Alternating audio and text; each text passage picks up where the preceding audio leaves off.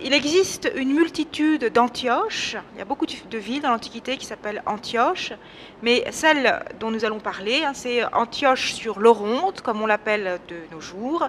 Et dans l'Antiquité tardive, on l'appelait Antioche la Grande, donc vraiment à l'extrémité orientale de la Méditerranée, comme vous le voyez sur cette carte. Plus précisément, donc, Antioche sur l'Oronte, Antioche la Grande se situe au point d'articulation de cette région qu'on appelle le Levant, le Proche-Orient, et de la péninsule anatolienne, au bord d'un fleuve qui est l'Oronte, donc sur la rive gauche de l'Oronte. Et plus précisément encore, donc, Antioche se situe donc sur la rive gauche de l'Oronte, dans un fond de vallée, entre donc les derniers contreforts du massif du Cassioun ou du Khoiser que vous voyez ici, et entre donc l'extrémité orientale de l'Amanus que vous voyez là. Donc l'Oronte passe entre ces deux montagnes et Antioche se trouve sur l'Oronte, à une demi-journée de marche du port de Séleucie, qui se trouve ici, qui dans l'Antiquité tardive, ou dans l'Antiquité en général, est une cité indépendante d'Antioche avec ses propres institutions. Antioche est reliée à l'Euphrate et à la Mésopotamie, donc on peut le voir mieux sur une carte un peu plus grande. Donc Antioche est reliée à l'Euphrate et à la Mésopotamie aussi bien qu'à la Méditerranée. Et de nos jours, elle se situe en Turquie. La ville moderne d'Antakya se situe en Turquie, dans la région du Hatay, donc elle est frontalière de la Syrie, mais se situe en Turquie. Antioche, comme toute cité antique, est dotée d'un territoire. Le territoire de la cité d'Antioche est très vaste et englobe des terroirs diversifiés. Donc, d'une part, ce qu'on appelle le massif calcaire ou les montagnes de Syrie du Nord, donc caractérisées par un certain relief, des terres peu fertiles, mais qui se prêtent bien à l'arboriculture, et une pluviométrie moyenne, mais une extrême rareté des sources. Dans le massif calcaire, 700 villages antiques sont très bien conservés. Là, vous avez donc quelques exemples de ces villages du massif calcaire, et ici, donc, la façade de l'église Saint-Siméon le Stylite, qui est un des très grands monuments très importants donc, de cette région. Mais donc d'une part, cette région est partagée en quelque sorte entre le territoire d'Antioche et puis le territoire d'une autre cité qui s'appelle Apamée, et d'autre part, le territoire d'Antioche ne se réduit pas à cette région. Il englobe aussi la plaine de Lamouk. Donc vous voyez ici une photographie donc, contemporaine de la plaine de Lamouk. Dans l'Antiquité, il s'agissait d'un vaste lac qui est représenté ici sur cette carte, aux abords marécageux. De nos jours, il est asséché. Mais enfin, vous imaginez les ressources en poissons, en chasse, etc., de ce lac de Lamouk.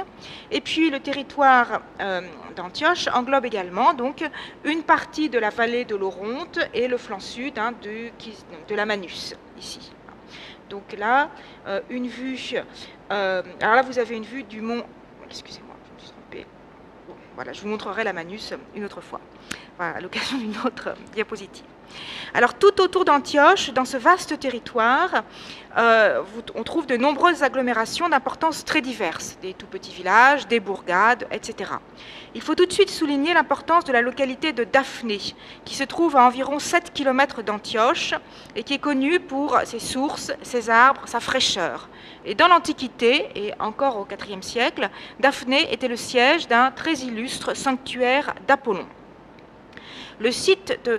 Alors Daphné donc, est célébrée et chantée par les auteurs antiques. Donc là, vous avez une description faite par Libanios, qui est un orateur donc, du IVe siècle après Jésus-Christ, donc au début de l'Antiquité tardive.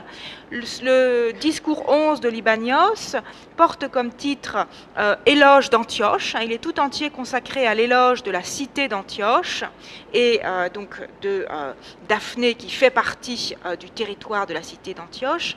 Ce discours a été composé en 356. Vous voyez qu'en 356, donc, Libanios mentionne encore parmi les agréments de Daphné le sanctuaire d'Apollon, le sanctuaire de Zeus.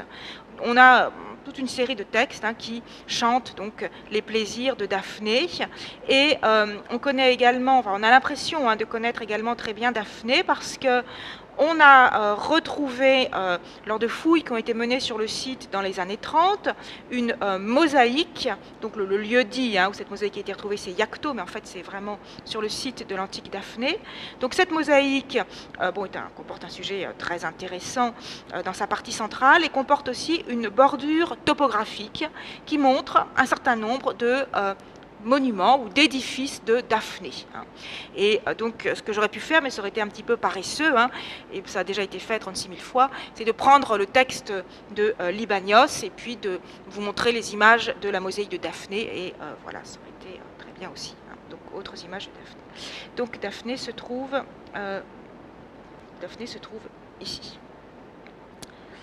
Alors, les éléments, donc, le site de Daphné, l'Oronte lui-même, le lac d'Amouk, les rivières et canaux qui y arrivent ou en repartent font du pays d'Antioche un pays d'eau et de verdure, d'un charme unique en Syrie, pour citer donc un géographe du début du XXe siècle, Jacques Wellers, qui avait travaillé sur le pays d'Antioche, justement.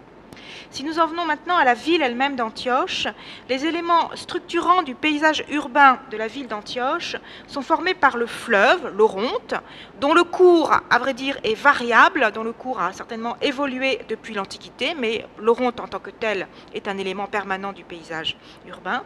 Et puis d'autre part, la montagne qui s'élève au-dessus de la ville.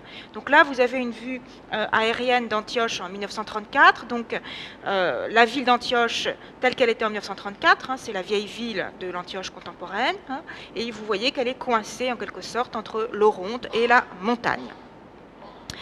Le symbole, on pourrait presque dire le logo d'Antioche, depuis l'époque hellénistique, est une statue féminine qui représente une femme qui porte une couronne donc ornée de tours. C'est typique des statues qui représentent des villes, des cités. Et cette femme portant une couronne tourelée représente la fortune d'Antioche, en grec la Tuké d'Antioche. Alors, je vous montre ce petit bronze parce que la position un peu contrainte, donc c'est une reproduction en modèle réduit en bronze d'une statue conçue à l'époque hellénistique et qui vraiment est le symbole de la ville. Et donc vous voyez comment cette jeune femme est assise de façon un petit peu contrainte, un petit peu disons contournée, parce qu'en fait ça correspond exactement au site de la ville. Elle est assise sur la montagne, c'est pas très confortable, et vous voyez qu'à ses pieds il y a un petit personnage barbu, un petit nageur, c'est l'Oronte. Voilà, donc c'est vraiment la ville assise entre le fleuve et la montagne. Ici, donc, une image donc, de cette fameuse montagne d'Antioche, vue de la ville basse d'Antioche. Vous comprenez donc bien que la ville s'est étirée en longueur, avec des extensions parfois sur la rive droite du fleuve, mais qui ont toujours été distinguées de la vieille ville, de la ville d'Antioche elle-même. Comme autre élément structurant et important du paysage urbain, il faut signaler le torrent Parménios, qui divise la montagne en deux, et dont les crues, disons, peuvent occasionner des inondations extrêmement dangereuses pour la ville. Donc la gorge du Parménios, donc au-dessus de la ville. Et puis ici, donc, une vue Google d'Antioche, donc contemporaine, d'Antakya, où vous repérez à nouveau donc l'Oronte, la montagne, donc séparée en deux parties par donc, ce torrent Parménios. Et puis ici, j'attire votre attention donc, sur cette rue qui devient route et qui en fait reprend à peu près le tracé de la rue principale d'Antioche dans l'Antiquité. Alors, quelques repères chronologiques. La ville a été fondée en 300 avant Jésus-Christ par Séleucos, donc le fondateur de la dynastie séleucide, donc l'un des successeurs d'Alexandre. Séleucos donne à cette ville un nom dérivé du nom d'Antiochos, qui est celui que portaient à la fois son père et son fils. C'est ce qu'on appelle un nom dynastique. Progressivement, la ville devient la capitale de l'empire séleucide. L'empire séleucide lui-même progressivement s'effrite, et lors de l'annexion de ce qui reste du royaume de Syrie, du royaume séleucide, en 64 avant Jésus-Christ, Antioche devient la capitale de la province romaine de Syrie. Dès le 1er siècle après Jésus-Christ, elle est considérée comme la troisième ville de l'Empire romain, après Rome et Alexandrie. C'est vraiment une des villes les plus importantes du monde méditerranéen dans l'Antiquité. Alors, l'Antiquité tardive, donc de la fin du IIIe siècle au 7e siècle après Jésus-Christ, est une période de particulière splendeur dans l'histoire de la ville, et bon, c'est pourquoi nous allons nous y attacher particulièrement. Mais j'attire votre attention sur le fait que la ville a toujours été occupée, hein, il y a une longue histoire de cette ville, hein, et donc ce qui explique d'une part que les fouilles y soient jusqu'à présent relativement difficiles, et puis, bon, et ce qui explique également qu'on peut étudier la mémoire de la ville sur la longue durée. Hein, c'est un cas tout à fait intéressant. Alors, comment connaissons-nous l'histoire d'Antioche, hein? Alors, il y a eu un certain, donc, bien sûr, grâce aux données de l'archéologie. Alors, il faut distinguer les deux traditions, disons, de recherche archéologique. D'une part, les recherches archéologiques sur le territoire d'Antioche, hein, donc autour d'Antioche, dans ce fameux massif calcaire de Syrie du Nord dont je vous ai parlé en introduction, ou bien dans la vallée de l'Oronte. Alors il y a une tradition française très importante, très prestigieuse de recherche en Syrie du Nord, une tradition initiée dans les années 30 par les travaux de Georges Tchalenko et qui est poursuivie encore de nos jours par des archéologues qui travaillent à Lyon ou qui sont basés à Lyon ou éventuellement ici à Aix-Marseille d'ailleurs. Donc je rappelle quand même à propos de cette prestigieuse mission de Syrie du Nord que les photographies que je vous ai montrées forment pour ce qu'on appelle un paysage archéologique en danger, hein, bien sûr. Tous ces villages sont actuellement en état, enfin, soumis à l'état de guerre. Alors, d'autre part, donc une mission américaine, la mission de Chicago, travaille, elle, sur, disons, la partie située en territoire turc du territoire antique d'Antioche, hein, donc sur la vallée de la Mouque et la vallée de l'Oronte. Alors, en ce qui concerne maintenant la ville elle-même, donc une mission très importante a eu lieu dans les années 30 du XXe siècle, entre 1932 et 1939, une mission conduite par l'université de Princeton et qui a donné lieu à la découverte d'un grand nombre de pavements de mosaïques extrêmement importants et qui ornent maintenant un certain nombre de musées dans le monde, ainsi que le musée d'Antakya actuellement.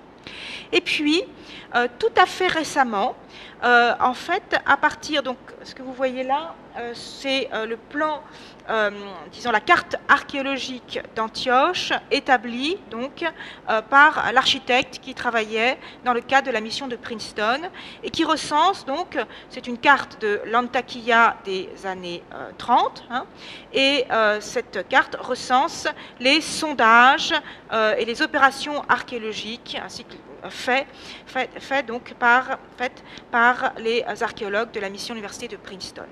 Donc, bon, là, un essai de recalage de ce plan archéologique donc, de Princeton sur l'image, enfin, la photographie aérienne Google d'Antakya actuelle, qui permet de situer un petit peu les choses. Et puis, quelque chose dont on n'a pas toujours conscience, c'est qu'en histoire ancienne, tout change tout le temps. Hein, l'histoire ancienne est toujours en perpétuelle évolution. Donc, il y a donc des travaux. Enfin, depuis 2010, donc, une archéologue turque, professeure à l'université d'Antakya, Hatice Pamir, a repris donc des travaux archéologiques à Antioche. Et voilà, ces travaux sont encore inédits. Ils sont en cours de publication. Mais voilà, il y a la découverte. Donc quelques mosaïques très très impressionnantes, et elle a fouillé donc un îlot entier, hein, au cœur même de l'Antioche antique, hein, au-dessus précisément, disons, du point d'arrivée du Parménios, de ce fameux torrent qui partage la ville en deux. Donc des travaux en cours extrêmement importants qui sont encore inédits, et voilà, mais ce que je vais vous dire, je pense, ne sera pas modifié en fait par le résultat de cette fouille, parce que ce que je vais vous dire, je vais m'appuyer essentiellement sur des textes et sur une réflexion sur les textes et l'histoire même d'Antioche, mais l'année prochaine, je vous engage à inviter Hatice Pamir pour vous parler donc de ces fouilles, de ces découvertes qu'elle aura publiées entre-temps en principe. Alors, je souligne également l'importance des sources littéraires, qui ont l'avantage, en quelque sorte, d'être plus stables que les sources archéologiques. J'attire votre attention sur quelques auteurs et textes importants dont je vais vous parler, ou d'ailleurs, j'ai déjà parlé de Libanios, et j'ai déjà cité l'éloge d'Antioche, prononcé en 356, et que je vais être amené à citer à plusieurs reprises dans la suite. Mais Libanios est également l'auteur de nombreux autres discours, ainsi que d'une abondante correspondance. Il a vécu à Antioche donc jusqu'en 393 à peu près, et c'est un Antiochéen et dont l'œuvre, dans son abondance et dans sa diversité, est une source extrêmement importante sur l'histoire d'Antioche.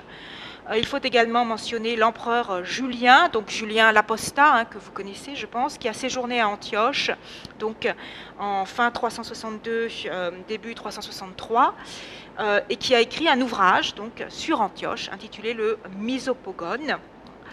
Et puis donc les homélies de Jean Chrysostome. Donc on a vraiment toute une série de textes extrêmement importants et qui se répondent les uns les autres au IVe siècle, entre Libanios, l'empereur Julien, Jean Chrysostome et j'en passe. Sur le 5e siècle, nos sources sont plus rares et plus difficiles à étudier. Ce sont essentiellement les historiens ecclésiastiques. Et puis au 6e siècle, donc à nouveau, les sources sont très abondantes, les sources directes. Donc on a les homélies de Sévère, évêque d'Antioche de 512 à 518. La chronographie de Malalas. Donc Malalas est un auteur qui rédige et publie sans doute vers 530 la première édition d'une chronographie, c'est-à-dire d'une histoire universelle, d'Adam jusqu'à nos jours, enfin, donc jusqu'au règne de Justinien pour lui. Et dans cette histoire universelle, Antioche occupe une place extrêmement importante, et c'est un auteur extrêmement important. Et je mentionnerai également la vie ancienne de Siméon Stylite le Jeune. Donc un stylite, c'est un saint qui se tient sur une colonne, qui passe sa vie au sommet d'une colonne pour être éloigné du monde, pour être à la fois éloigné du monde et suffisamment proche pour pouvoir répondre aux questions qui lui sont posées.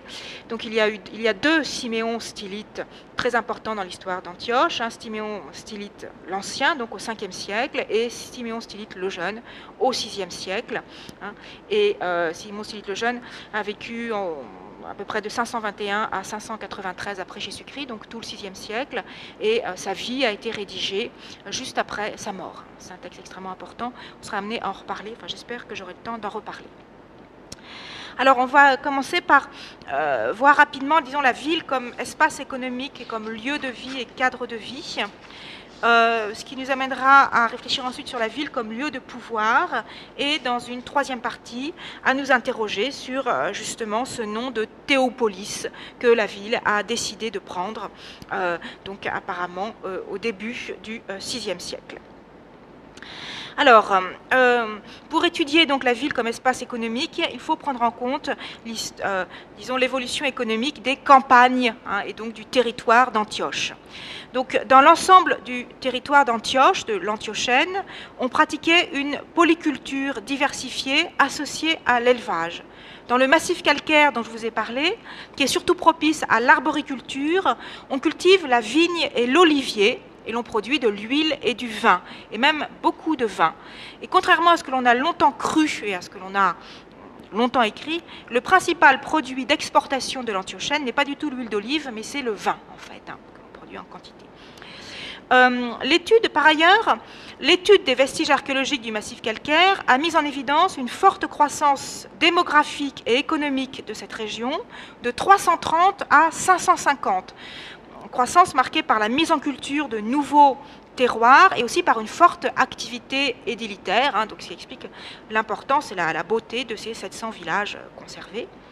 Mais cette période de forte croissance démographique et économique est suivie par une certaine stagnation après 550, donc à la fin de notre période. Donc, certes, je dis certaines stagnations parce qu'on constate qu'on arrête de construire des maisons, mais en revanche, on n'arrête pas de construire des églises. On construit toujours des églises dans le massif calcaire après 550.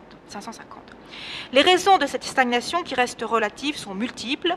Il y a d'une part les guerres avec la Perse, qui reprennent à partir du début du VIe siècle, et puis d'autre part des épidémies de peste. La courbe de l'évolution n'est pas exactement la même si l'on se focalise sur l'agglomération même d'Antioche. À Antioche, on relève en effet d'abord une expansion de l'espace urbain, donc la ville se développe considérablement au début de l'Antiquité tardive, jusqu'à 1,5 km au-delà des remparts de la période classique, au-delà des remparts antérieurs.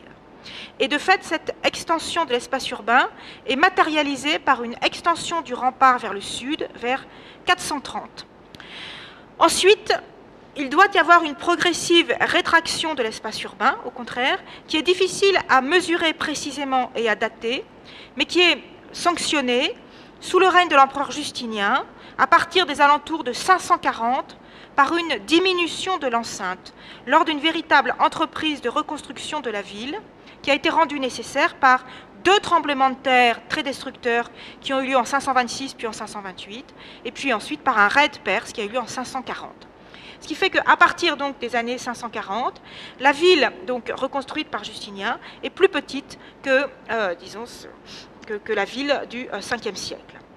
Alors, donc ici quelques photographies qui vous montrent donc le rempart. Donc ce que l'on voit encore à Antioche, hein, c'est le rempart de la ville dans son dernier état, si je puis dire, donc après dans son état donc restauré ou reconstruit par Justinien. Donc vous voyez ici le rempart qui se détache. Et là, ce que vous avez donc, c'est la montagne d'Antioche, le rempart sur la montagne qui se détache, la gorge du Parménios, très spectaculaire, la ville d'Antioche et la plaine de l'Oronte, et puis au-delà, donc la Manus justement, hein, les contreforts de la Manus. Une photographie donc plus ancienne, prise dans les années 30, qui vous montre à nouveau donc les remparts, hein, pas bien visibles. Un texte de Libanios qui illustre donc le dynamisme édilitaire à Antioche, donc au milieu du IVe siècle. Donc ce qui était terrain labouré l'an passé est devenu aujourd'hui construction, donc on construit, c'est une phase de très grande croissance. Ici une carte qui, disons, permet de visualiser ce que l'on connaît réellement des remparts d'Antioche. Et donc en fait, les remparts qui sont bien visibles, les remparts que l'on peut relever, correspondent au dernier état, comme je vous dis, de la ville. Donc après l'extension vers le sud qui a lieu sous le règne de Théodose, en fait, qui a lieu vers 430. Autrement dit, on ne sait pas où est la limite sud de la ville avant 430. Elle est peut-être là, on ne sait pas. Enfin, mais en tout cas, après 430, elle est là. Et puis, cette partie-là, donc, c'est donc le rempart reconstruit par Justinien, après donc une rétraction de l'espace urbain donc, qui a lieu en 540. Voilà. Et là, ce sont donc des vestiges, peut-être du rempart antérieur, mais ça n'est pas encore certain. Donc tout ça pour dire qu'on observe, hein, les textes permettent de mettre en évidence un certain nombre de phénomènes, mais il est très difficile de les évaluer précisément sur le terrain dans la topographie. Mais donc une phase, disons, d'extension et de croissance très importante au IVe siècle et qui se poursuit certainement au début du Ve siècle, puis voilà, on ne sait pas ce qui se passe exactement après. L'agglomération d'Antioche est certainement un centre de production artisanale, même si on n'a retrouvé en fouille, ou du moins encore publié, aucun atelier. En revanche, les divers métiers artisanaux sont mentionnés à plusieurs reprises par les sources écrites, et Libanios décrit une ville apparemment grouillante d'activités commerciales et artisanales. De plus, donc, des objets liturgiques retrouvés à Antioche et dans la région d'Antioche et qui ont été produits sur place peuvent témoigner de l'habileté des artisans antiochéens. Donc là, j'ai pris l'exemple du trésor de Caper-Coraon qui a été retrouvé, qui provient d'un village, disons, situé non loin d'Antioche. Donc ces objets peuvent avoir été produits à Antioche. Hein. Ils vous montrent l'habileté des artisans de la région. Par ailleurs, Antioche, parce qu'elle est le lieu de résidence habituel des notables et de ceux qui disposent de la puissance économique, les propriétaires terriens et les négociants, est aussi un centre d'organisation de la vie économique. La terre, dans l'Antiquité tardive, comme dans l'Antiquité classique, est une source importante de richesse. Et donc le fameux orateur Libanios, au IVe siècle, était propriétaire, et on sait qu'il avait des terres qu'il faisait cultiver, où il produisait notamment du vin. Mais Antioche, dans l'éloge d'Antioche, par exemple, est surtout présentée comme un centre de consommation. Et plus encore, cette fonction de centre de consommation semble constitutive de l'identité antiochéenne. Antioche, si l'on en croit Libanios, se définit comme la cité de la truffée. La truffée que vous voyez représentée ici sur une mosaïque du IIIe siècle. Alors truffée, c'est un mot qui veut dire jouissance, luxe, bonne vie. La Truffet personnifiée est représentée sur des mosaïques du IIIe siècle à Antioche. Donc, la maison de Ménandre, donc, qui fait partie, fouillée donc, à Daphné, ce faubourg d'Antioche, et puis donc une autre représentation de la Truffet. Donc, vous voyez, en pleine activité, elle est en train de boire du vin, donc dans la maison de Dionysos ivre, tout un programme à nouveau donc à Antioche.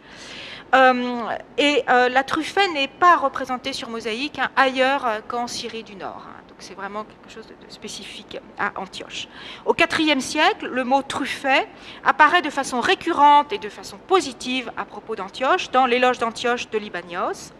Et au VIe siècle encore, la jouissance fait partie des caractéristiques essentielles d'Antioche aux yeux de Procope de Césarée, donc qui est un historiographe de Justinien, enfin un historien du temps de Justinien.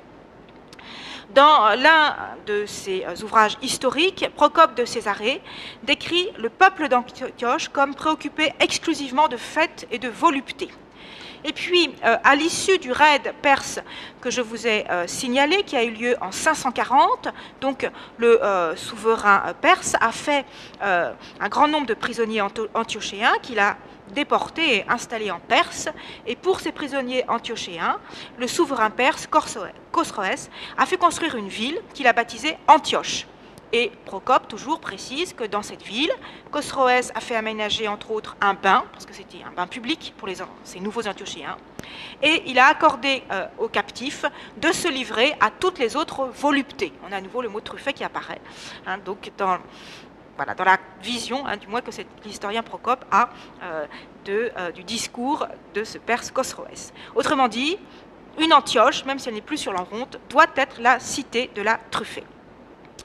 Alors on peut se faire une idée de ce qu'est cette Truffet, cette jouissance antiochéenne. Enfin, c'est très important parce qu'effectivement c'est ça une partie de l'identité d'Antioche dans l'Antiquité tardive, c'est la cité de la jouissance. On peut se demander donc ce que c'est que cette jouissance en étudiant les passages où la notion apparaît dans l'éloge d'Antioche.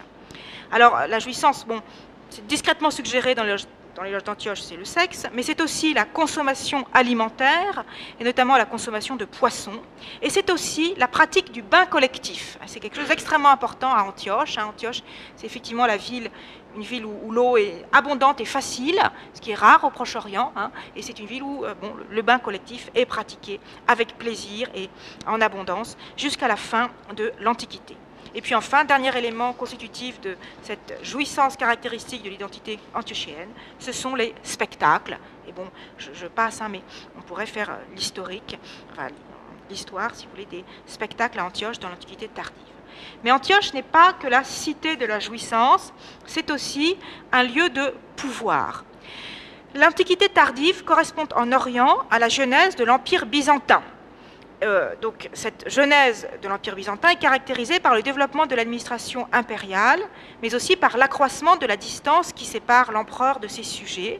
Et surtout, ce qui définit l'Empire byzantin, c'est un peu un truisme de le dire, c'est que la capitale de l'Empire byzantin, c'est Byzance, c'est-à-dire Constantinople. Cette évolution touche tout particulièrement Antioche et les Antiochéens.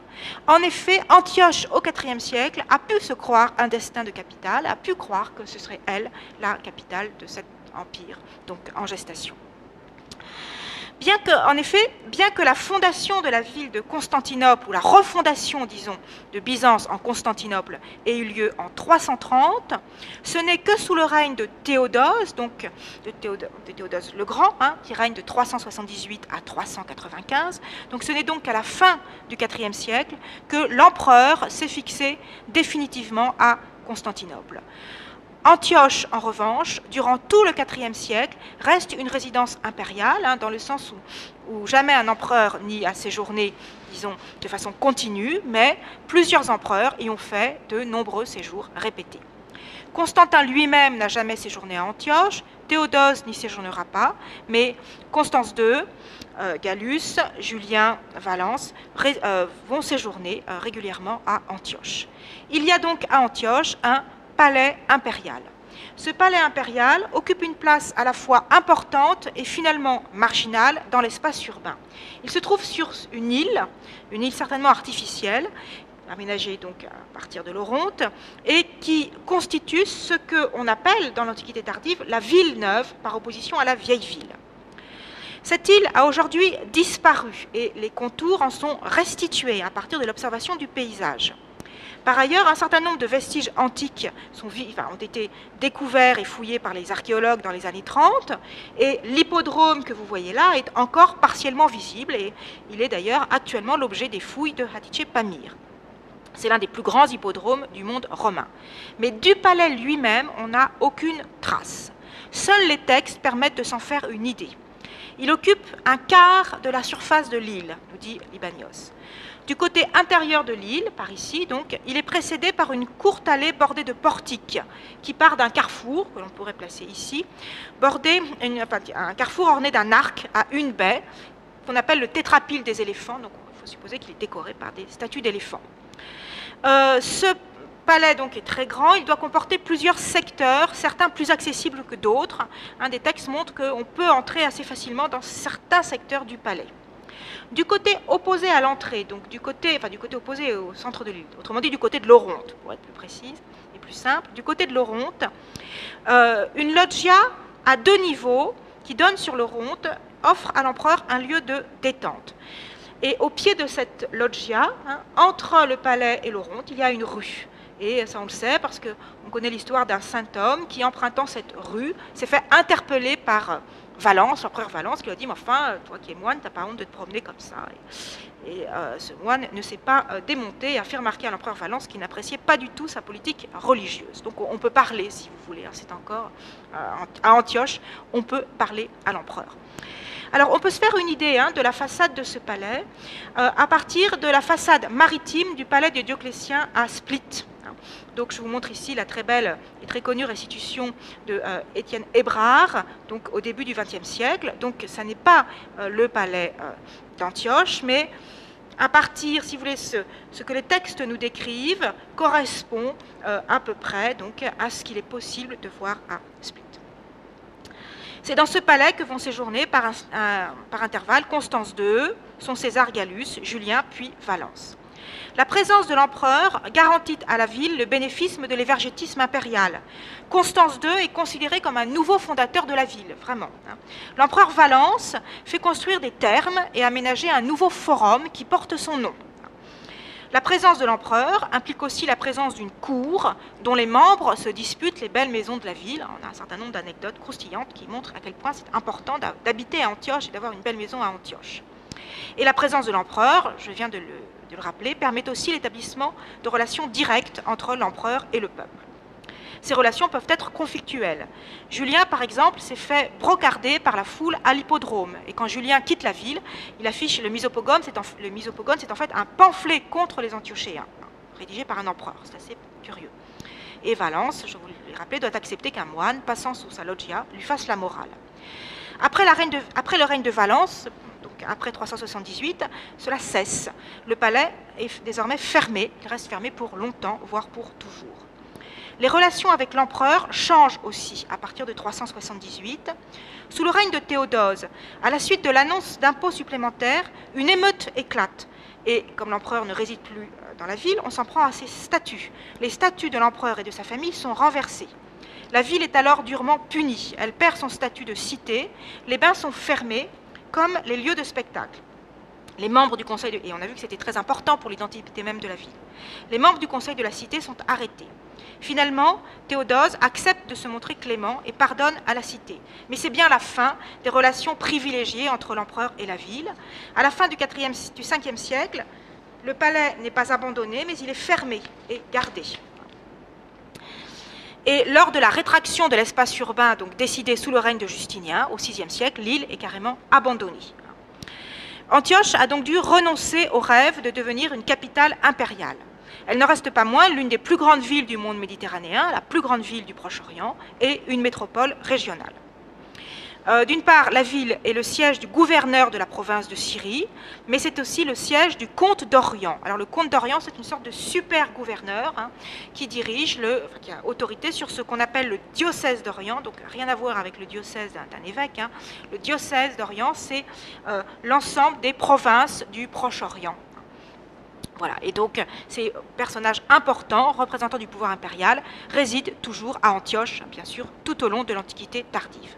Et enfin, dans un monde où les chrétiens sont de plus en plus nombreux et où le christianisme joue un rôle de plus en plus important, et dans la mesure où la hiérarchie ecclésiastique est plus ou moins calquée sur la hiérarchie, disons, administrative, l'évêque d'Antioche a lui aussi autorité sur l'ensemble des évêques du diocèse d'Orient, donc l'ensemble des évêques du Proche-Orient. Du moins jusqu'au milieu du 5e siècle après Jésus-Christ. À partir de 451, en effet, les provinces palestiniennes, donc le vent sud, les provinces palestiniennes sont soustraites à l'autorité de l'évêque d'Antioche avec la création du patriarcat de Jérusalem. Mais le pouvoir et le prestige du patriarcat d'Antioche n'en contribuent pas moins au prestige de la ville elle-même. Chacune de ces instances de pouvoir, et il faut considérer que l'évêque en tant que patriarche d'Antioche est une instance de pouvoir, chacune de ces instances de pouvoir dispose de personnel et constitue un pôle d'attraction qui justifie la présence temporaire de gens de la région. Ils constituent donc un facteur de dynamisme urbain et leurs locaux se constituent des éléments du décor et du prestige de l'espace urbain. Donc là, un petit texte qui illustre le prestige qu'Antioche a encore au VIe siècle. Donc il s'agit en fait d'un texte rédigé à Gaza. Et donc pour expliquer à un laïc ce que c'est que l'humilité, donc un moine de Gaza, donc devant expliquer à un notable ce que c'est que l'humilité, lui a dit...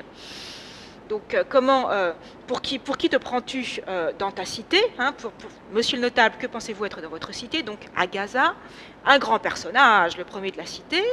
Et si vous allez à Césarée, Césarée, c'est la capitale de la province. Pour qui vous tiendriez-vous là-bas? Pour un inférieur au grand de cette ville.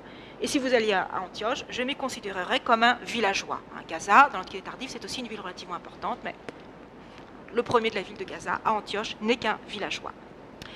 Si l'on cherche à dégager une chronologie interne à l'Antiquité tardive de l'évolution d'Antioche, on pourrait distinguer donc 3 phases. Une phase d'accroissement de prestige et une phase de croissance au IVe siècle, alors jusqu'à la fin du IVe siècle, ou bien peut-être jusque vers 430, mais une phase qui est en tout cas sanctionnée par l'extension des remparts vers 430. À partir donc du début du Ve siècle peut-être, une diminution objective de l'ère d'influence d'Antioche comme lieu de pouvoir peut être associée à un ralentissement de la croissance, voire à une stagnation et à une diminution. Et puis au VIe siècle, donc, une reconstruction sur un périmètre réduit. Après un certain nombre de désastres ponctuels, des tremblements de terre, la peste, les raids perses, des désastres ponctuels qui suffiraient à expliquer cette réduction, mais qui n'excluent pas que cette réduction de l'espace urbain sanctionne une diminution antérieure. Mais il ne faut évidemment pas, en aucun cas interpréter cette rétraction de l'espace urbain comme un arrêt de la vie urbaine ou des activités de construction. Au contraire, la reconstruction même du rempart est génératrice d'activité. Et par ailleurs, il ne faut certainement pas interpréter cette rétraction comme la conséquence d'un déclin économique généralisé, puisqu'elle paraît précéder en fait la phase de ralentissement de la croissance dans les campagnes. Cela dit, au VIe siècle, l'identité même de la ville change. La ville prend le nom de Théopolis, cité de Dieu. Alors, un changement de nom pour un nom plus chrétien n'est pas en soi extraordinaire. On connaît quelques autres exemples, mais ces exemples ne sont pas si fréquents, et donc ça n'est pas quelque chose de banal.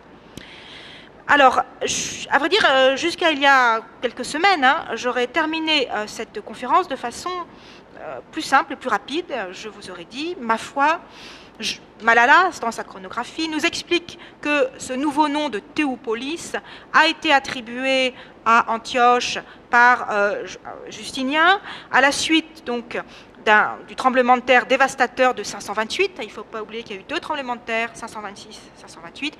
Et bien sûr, il s'agissait de s'attirer les bonnes grâces de Dieu. Ce changement de nom a une valeur propitiatoire.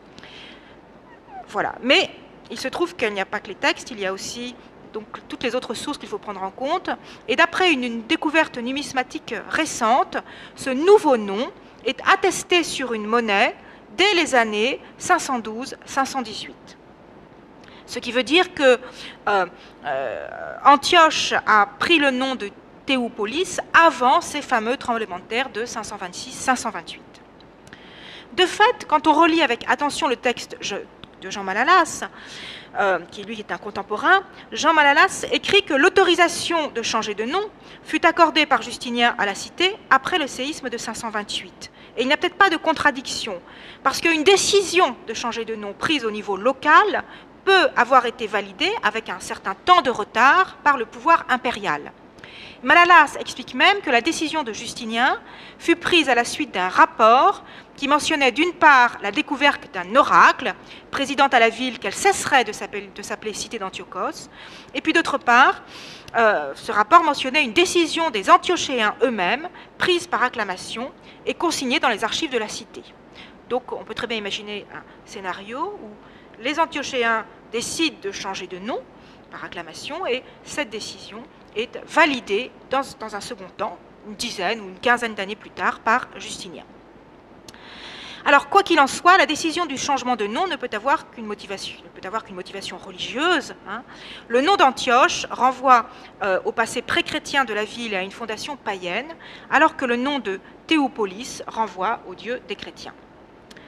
Alors, en effet, en 356, donc au milieu du IVe siècle, Libanios, dans l'éloge d'Antioche, a relaté par le menu la légende de la fondation d'Antioche par Séleucos, légende précédée par une série de pré-fondations.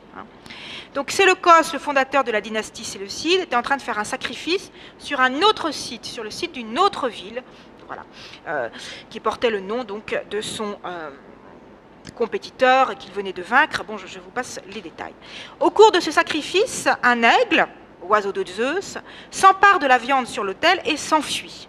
Donc Antiochos, le fils de Séleucos, monte sur son cheval et suit l'aigle, et guidé par l'oiseau, il arrive sur le site de la future Antioche. Voilà. Le texte de Libanos est un peu plus compliqué, puisqu'il fait allusion à, disons, un passage d'Alexandre sur le site d'Antioche qui n'est pas du tout attesté par ailleurs.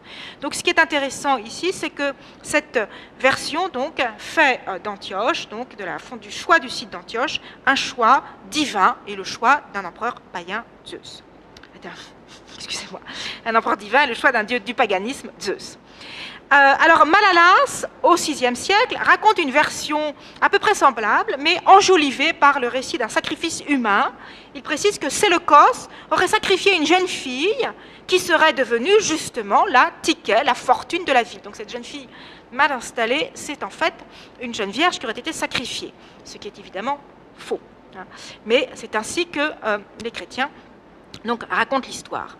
Quoi qu'il en soit, on se rend compte que le nom même d'Antioche est intimement lié au polythéisme traditionnel.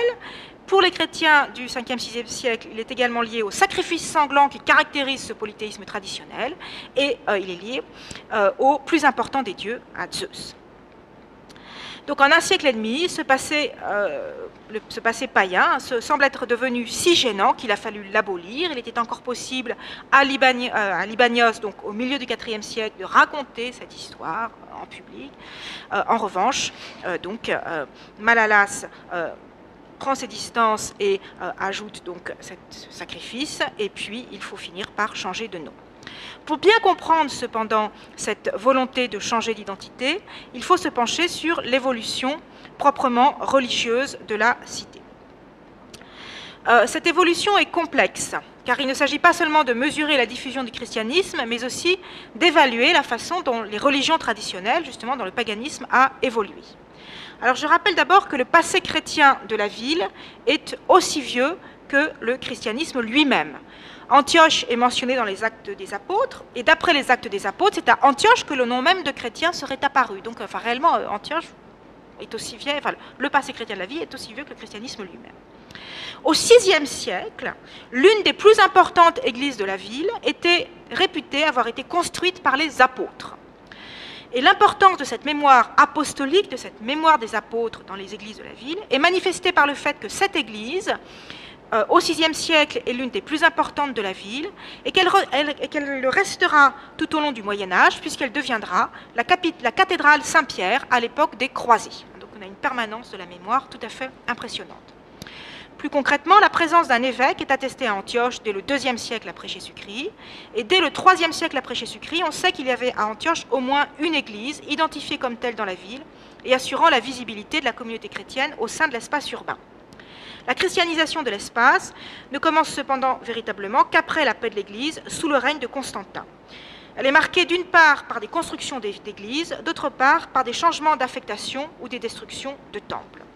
Alors, je passe peut-être, éventuellement, on pourra y revenir s'il y a des questions, donc sur l'inventaire des églises et l'inventaire, disons, des étapes de l'oblitération du paganisme.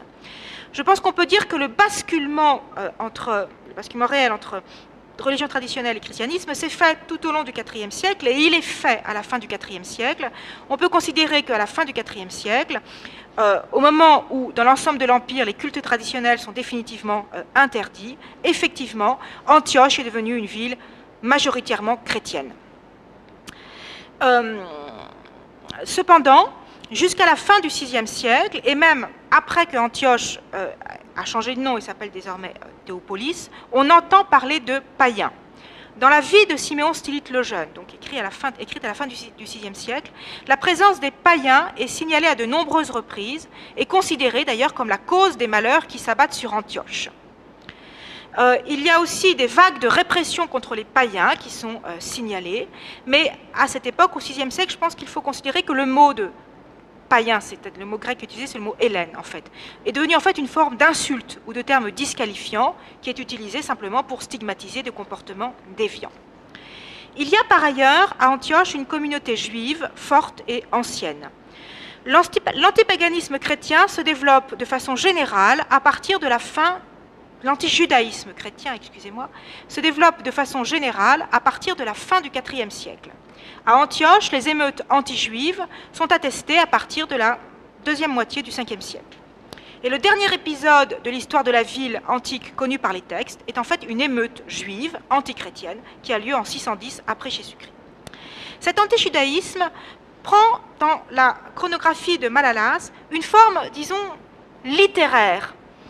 Un certain nombre d'indices dans le récit de Malalas signalent une forme de concurrence entre Antioche d'une part et la Jérusalem de l'Ancien Testament, la Jérusalem juive d'autre part. Et ce qui est frappant, c'est que cette concurrence s'inscrit dans l'espace urbain antiochéen et plus précisément dans un lieu, ou peut-être deux, donc en particulier dans la porte des Chérubins. Alors la porte des Chérubins, il s'agirait, d'après Malalas, d'une porte de l'ancien rempart de la ville. Et sur cette porte, Vespasien et Titus, après la destruction du temple de Jérusalem en 70 après Jésus-Christ, auraient fait placer les chérubins. Petit problème, les chérubins, on en parle à propos du temple de Salomon, mais le temple détruit par Titus, c'est le temple d'Hérode en fait, et il n'y a pas de chérubins dans le temple d'Hérode. Donc il s'agit en fait d'un artifice narratif qui permet de mettre en relation la porte qui existe réellement à Antioche et qu'on appelle la porte des chérubins, avec le temple de Salomon. Donc cette porte, ménagée donc dans l'ancien rempart, était au VIe siècle le seul élément qui restait donc de l'ancien rempart, disons du rempart antérieur à l'extension du Ve siècle. Et on sait très bien que, par des textes, qu'à cette porte, donc à ce lieu dit les chérubins, Dieu se manifestait au VIe siècle à Antioche. Alors, je vous rappelle que les chérubins dans donc, le temple de Salomon eh bien, sont la manifestation de la présence du Christ, justement. Donc il y a une sorte de passage de relais, si vous voulez, entre, disons, le temple de Salomon, tel qu'on s'imagine, et Antioche. Antioche a pris le relais, en fait, du temple de la Jérusalem juive. Alors, on pourrait développer le même type de raisonnement à propos du culte des Maccabées, mais enfin, c'est un petit peu... là, nous n'avons pas le temps. Mais, si vous voulez, ce type donc, de passage de relais, qu'on peut interpréter comme une forme de concurrence entre Antioche et Jérusalem, ou, disons, d'affirmation que Antioche est la vraie Jérusalem, la nouvelle Jérusalem, eh bien, peut être mise en relation avec le changement du nom d'Antioche en Théopolis. Ce changement de nom d'Antioche en Théopolis pourrait avoir plusieurs fonctions. D'une part, bien sûr, une forme de mise à distance du passé païen, mais aussi revendication donc d'être la vraie Nouvelle Jérusalem, puisque Jérusalem est souvent désignée dans les textes comme la cité de Dieu en 2 mots. Il pourrait y avoir une troisième fonction un peu plus politique, ça pourrait être le rattrapage sur le plan mythique et religieux du terrain perdu par rapport à Constantinople, puisque donc Antioche a dû en rabattre, disons, de ses ambitions de capitale. Quoi qu'il en soit, ce changement n'empêcha ni les difficultés du VIe siècle, donc il n'empêcha pas les séismes, il n'empêcha pas le raid perse, il n'empêcha pas la rétraction urbaine, il n'empêcha pas l'invasion perse et l'occupation perse donc à partir de 610, il n'empêcha pas non plus l'invasion donc par les Arabes donc en 630. Mais ce changement, qui n'empêcha rien, fut durable, et lors de la reconquête byzantine qui précéda la période croisée, Antioche portait toujours le nom de Théopolis, et c'est son nom officiel, donc encore au Xe siècle après Jésus-Christ.